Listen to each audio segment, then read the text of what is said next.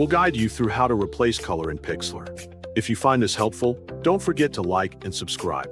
People search for this tutorial because they want a quick and simple way to change colors and images without using complex software. On your desktop menu, type Chrome in your search field. Click to open Google Chrome. In the address bar, type 𝗕𝘂𝘀𝗶𝗲𝘀. Press Enter. Wait for the website to load. Click Pixlr. Next, click Open Image and import your photo from your device. Wait until the image fully loads in the workspace. Go to the toolbar on the left and select the Magic Wand tool. Click on the color you want to replace in your image.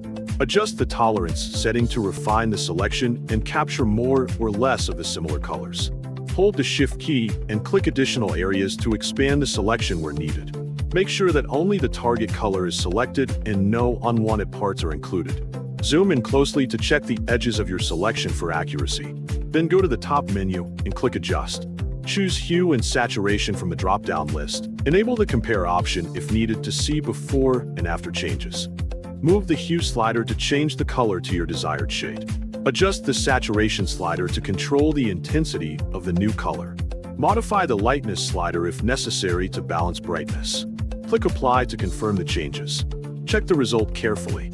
If the selection looks rough, go to Feather and set it between 2 to 5 px to smooth the edges.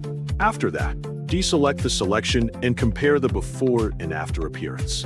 Repeat the process if needed for other colors in the image.